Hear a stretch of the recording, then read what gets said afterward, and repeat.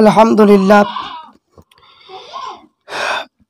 আপনাদের সম্মুখে দ্বিতীয় পর্ব নিয়ে হাজির হয়েছি। তৃতীয় পর্ব ইনশাল্লাহ করব মিলাদ শরীফের কিয়াম। এই কিয়াম করাটা মানে যাবে কি যাবে না, কিয়াম এর আরবি শব্দ, যার শব্দটার অর্থ হলো সোজা হয়ে দাঁড়ানো। সোজা হয়ে দাঁড়ানো এটাকে বলা হয় কিয়াম। তো ইয়া নবী সালামু আলাইকা, ইয়া রাসূল সালামু আলাইকা, ইয়া হাবিব সালামু আলাইকা, সালাওয়াতুল্লাহ আলাইকা, এটা হলো একটা কবিতা। হাম তো মানে কি, এটা কবিতা। তো মিলাদ শরীফে এটা মানে বলা হয়। তো এখানে এই যে আমরা যে কথাটা বলি কিয়ামের প্রকারভেদ আছে, তাকে আমাদের জানতে হবে কিয়ামের প্রকারভেদ। তারপরে এই ভিডিওটা আপনারা কেউ মানে কি পুরোটাই দেখবেন। তো এখানে এই কিয়ামটা মানে কিয়াম সম্পর্কে প্রকারভেদ মানে কি করা হয়েছে, যে ফরজ একটা কিয়াম, যে ফরজ নামাজের জন্য কিয়াম করা। দ্বিতীয় হলো হারাম কিয়াম, যেমন আরবে অনাবার ক্ষমতাশীল রাজা বাদশার মূর্তির মতো ঘন্টার পর ঘন্টায় দাঁড়িয়ে থাকা 2 নম্বর। 3 নম্বর হলো সুন্নাতের কিয়াম, যেমন জমজমের পানি পান করার সময় দাঁড়ানো, সেজদা তেলাওয়াতের সময় দাঁড়ানো, ওযু অবস্থায় পানি মানে দাঁড়িয়ে পান করা, কবরের জিয়ারতের সময় দাঁড়ানো, এগুলো। তারপরে মাকরু কিয়াম 4 নম্বর, যে পার্থিব লালসার বিনা কারণে দুনিয়ার প্রেমিক লোকের সম্মানে দাঁড়ানো, এটা যে মাকরু। তারপরে আপনার মুবা বৈধ কিয়াম, যেটা মানে দুনিয়াদারি প্রয়োজনে দাঁড়ানো মুবা, যেমন দাঁড়িয়ে দালান নির্মাণ করা, দাঁড়িয়ে দুনিয়াবি কাজকর্ম সম্পন্ন করা। মুস্তাব কিয়াম, শুভ সংবাদ শোনা পরে দাঁড়িয়ে যাওয়া। তারপরে কিয়ামুল মোহাব্বাত মানে কি, অভ্যর্থনা শুভেচ্ছা জ্ঞাপন জন্য কোনো সম্মানীয় ব্যক্তির জন্য দাঁড়িয়ে, মানে নেতা পীর মাসে কোনো মানে অতিথি অপ্যায়নের জন্য দাঁড়ানো। কিয়ামে জিকির, যেমন দাঁড়ানো বিভিন্ন প্রকার হতে কিয়াম এক প্রকার। জিকির শিক্ষাদান, শিক্ষকের জন্য দাঁড়ানো, খুতবা দেওয়ার জন্য দাঁড়ানো, আল্লাহ রসুলের স্মরণী এবং আল্লাহ স্মরণী অন্তর্ভুক্ত, রসুলের জিকির, আল্লাহ জিকির। তবে যে কি কিয়ামতে এই যে কিয়ামের ফারাহাত, যেমন মক্কা বিজয়ের সময় একরামা ইবনে আবু মানে কি জাহেলের জন্য রসুল পাক বসে থেকে আনন্দ চিত্তে দাঁড়িয়ে যাওয়া। তারপরে মানে কি যে এখানে বলে যে কিয়ামুল ইস্তেকবাল, যেমন মানবতার মানে সম্মানে দাঁড়ানো, জানাজার খাটিয়া লাশ দেখে দাঁড়ানো, সম্মানের কারণে দাঁড়ানো। তারপরে হচ্ছে কিয়ামে লিত্তাজিম, যে 11 নম্বর হচ্ছে কিয়ামুল লিত্তাজিম। সাহাবাগণ নবীর সম্মানে দাঁড়াতেন। রসুল পাক সাল্লাল্লাহু আলাইহি সাল্লাম তার দুধ মানে কি মা বা দুধ বাবার জন্য দাঁড়িয়ে যেতেন। তাহলে এখানে দাঁড়িয়ে যেতেন। তাই আমরা দেখলাম যে কিয়াম বিভিন্ন ধরনের হতে পারে। মিলাদ ও শরীফের জন্য দাঁড়ানো বিষয়টা কিয়াম লিত্তাজিম, এবং দাঁড়ানো অন্তর্ভুক্ত তার সম্মানের সাথে সালামও দেওয়ার জন্য দাঁড়িয়ে সালাম দেওয়া জায়েজ। মুস্তাব এটি মানে কি যে হাদিসের মধ্যে আছে, যে আপনার কি হাদিস শরীফের মধ্যে দিয়েছে হযরত আইয়ুব আনসারী রাদিয়াল্লাহু তাআলা আনহু, যে রসুল পাক সাল্লাল্লাহু আলাইহি ওয়াসাল্লাম ইরশাদ করেছেন যে তোমরা যখন বাথরুমে আসবে তখন কেবলার সামনে পিছনে রেখে বসবে না, এবং তোমরা পূর্বে পশ্চিমে মানে বাথরুম করবে, পুরো পশ্চিমে বাথরুম করবে। তাহলে কাবা শরীফকে যেমন আমরা না দেখে তাজিম করি, তাই আল্লাহ নবীকে না দেখে তাকে সালাম দেওয়ার জন্য তাজিম করা বৈধ হবে, এর কোনো সন্দেহ হবে না, কোনো সন্দেহ হবে না। তাহলে এখানে বুঝতে পারলাম। তারপরে আপনার যে এখানে বলা হয়েছে যে ফতোয়ায়ে শামী আল্লামা ইবনে আবিদির রহমাতুল্লাহ আলাইহি তিনি লিখেছেন, যে কি লিখেছেন, যে নিশ্চয় কিয়াম সেজদা যাওয়ার জন্য অবনত হওয়ার একমাত্র মাধ্যম। সেজদা হলো মূল, কেন কিয়াম ব্যতীত সেজদা ইবাদত হিসাবে গণ্য নয়। যেমন সেজদা তেলাওয়াত আদায়ের জন্য কিয়াম প্রয়োজন হয় না, তাহলে শুধুমাত্র কিয়াম ইবাদতে পর্যবেক্ত করা হয়নি। এমনকি আল্লাহ ছাড়া কাউকে সেজদা করলে কাফের বলা যাবে, কিন্তু আল্লাহ ছাড়া অন্য কারো মানের জন্য কিয়াম করলে কাফের বলা যাবে না। তাহলে আমরা যে কিয়াম পরিচিত থেকে বুঝতে পারলাম কিয়াম আলাদা কোনো ইবাদত নয়, আর অন্য জন্য মানে করলে কুফরি হয়ে যায়।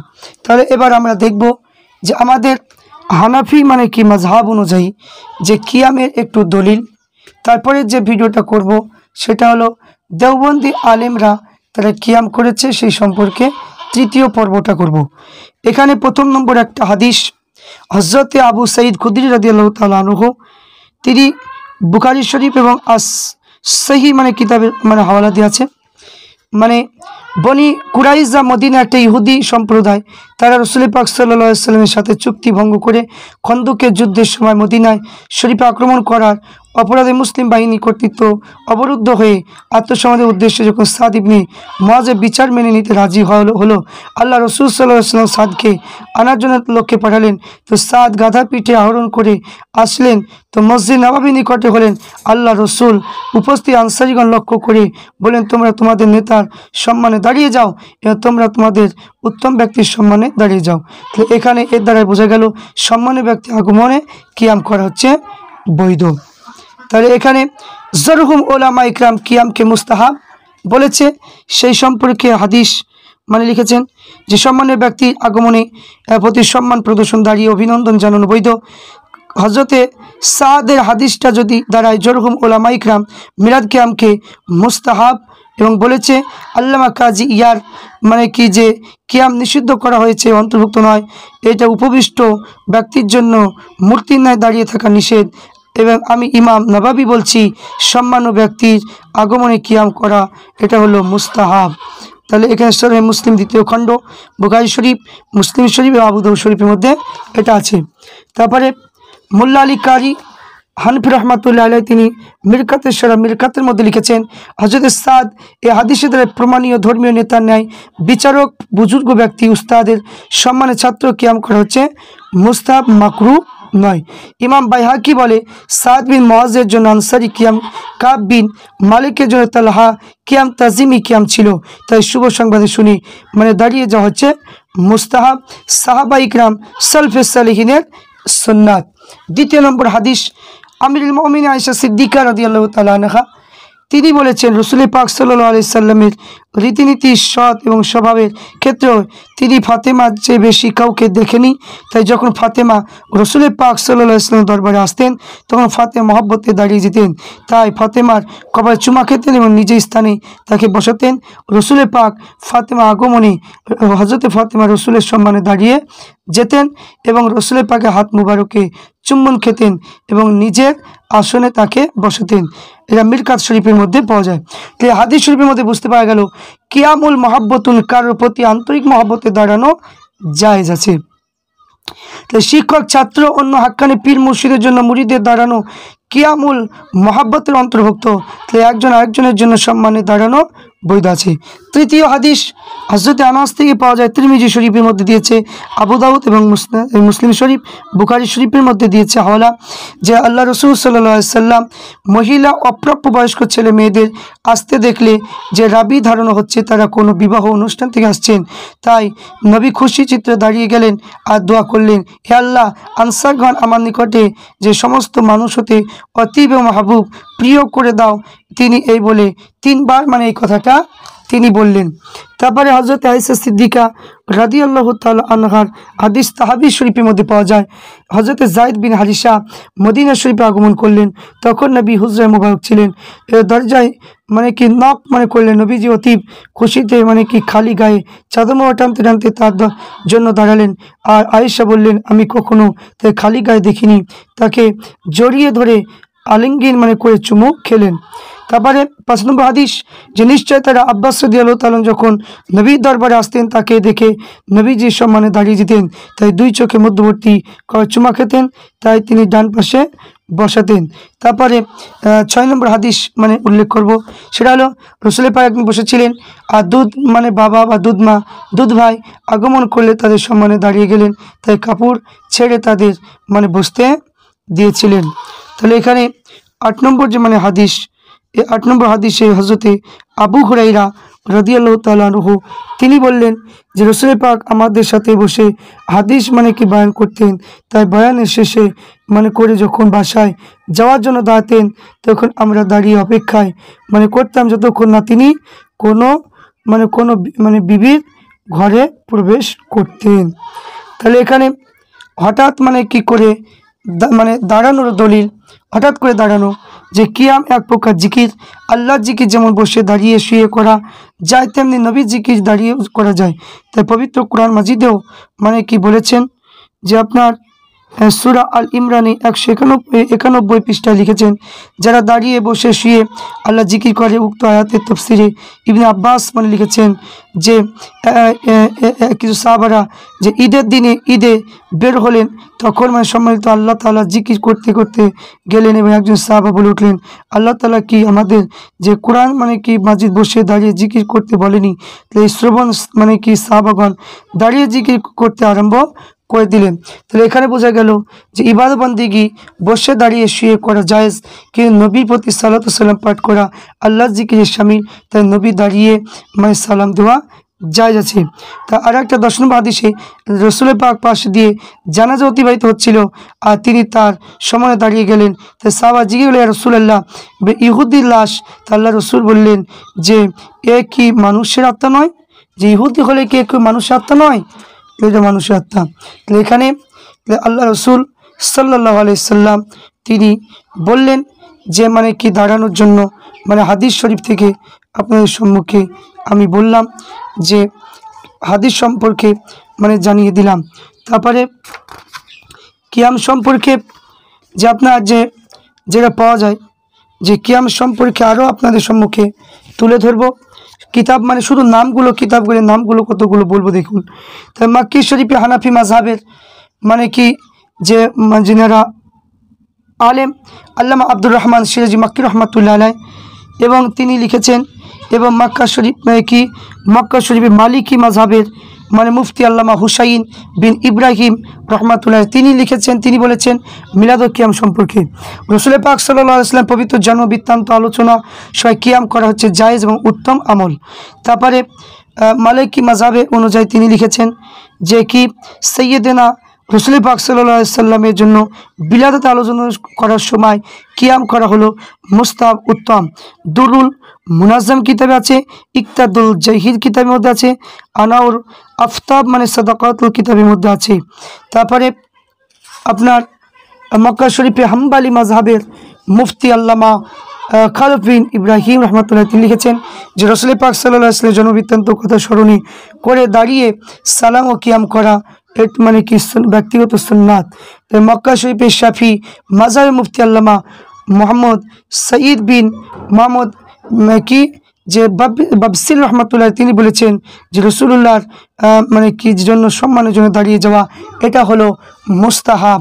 তারপরে মক্কা শরীফের আরও ওলামা ইকরাম লিখেছেন যে কি আল্লামা উসমান হাসান দিম ইয়াতি রহমাতুল্লাহ আলাইহ তার রিসালাতে ইসবাতুল কিয়াম বলে একটা কিতাব লিখেছেন, সেখানে লিখেছে রাসূলুল্লাহ আলোচনাকালে কিয়ামের মাধ্যমে সালাম পেশ করা হচ্ছে মুস্তাহাব। দুরুল মুনাজ্জাম এবং ইকতাদুল জাওহির কিতাবের মধ্যে পাওয়া যায়।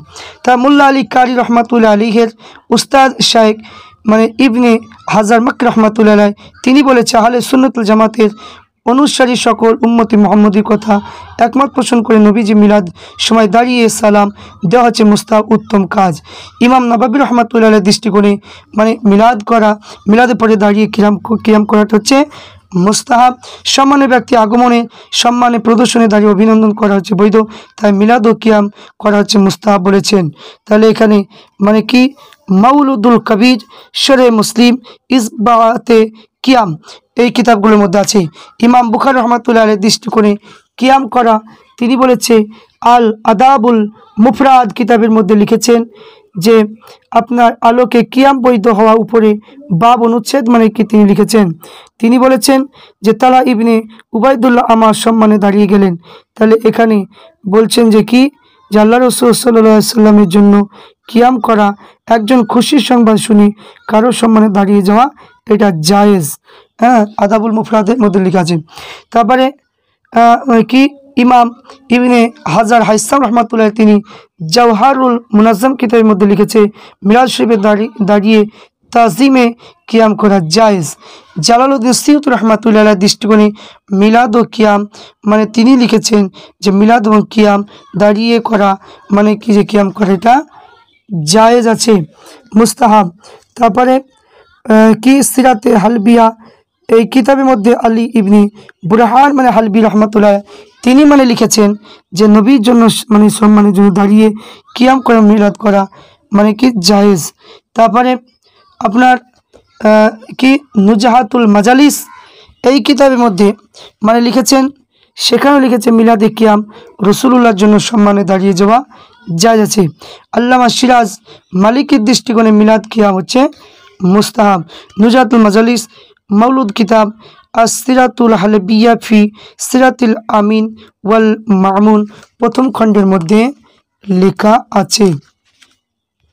তারপরে আল্লামা মাদলাক রহমাতুল্লাহ দৃষ্টিকোণে মিলাদ কিয়াম যেমন রসুল পাক সাল্লাল্লাহু আলাইহি ওয়াসাল্লামের জীবন চরিত্র আলোচনাকারী নবী পাকের জন্ম কাহিনী বর্ণনা শেষ অন্তরে তিনি মানে বলেছেন কিয়াম করা বেদাতে হাসানা। তারপরে আল্লামা শামী বলেছেন যে মিলাদ কিয়াম হচ্ছে মুস্তাহাব উত্তম আমল বলে তিনি আখ্যায়িত করেছেন। তাহলে এখানে বোঝা গেল মিলাদ এবং কিয়াম মক্কা শরীফে আলেমগণের ফতোয়া মানে আমরা বুঝতে পারলাম যে মিলাদ এবং কিয়াম মানে করা সম্পর্কে মুস্তাহাব বলেছেন। আরব ও মিশর, সিরিয়া, পারস্য, স্পেনের আলেমগণের ফতোয়া তিনারাও বলেছে যে ইকমাতুল কিয়ামা কিতাবের মধ্যে বলেছে তারা মানে মিলাদ কিয়ামকে কি বলেছে যে আপনার মুস্তাহাব বলেছে। জিদ্দার মানে কি আলেমগণ তারা বলেছে কিয়াম করা হচ্ছে মুস্তাহাব। তারপরে মিলাদ কিয়াম সম্পর্কে যে মানে হাদিদের আলেমগণের ফতোয়া তারাও বলেছে যে মিলাদ কিয়াম করা এটা হলো মুস্তাহাব মুস্তাহাসান জিনিস।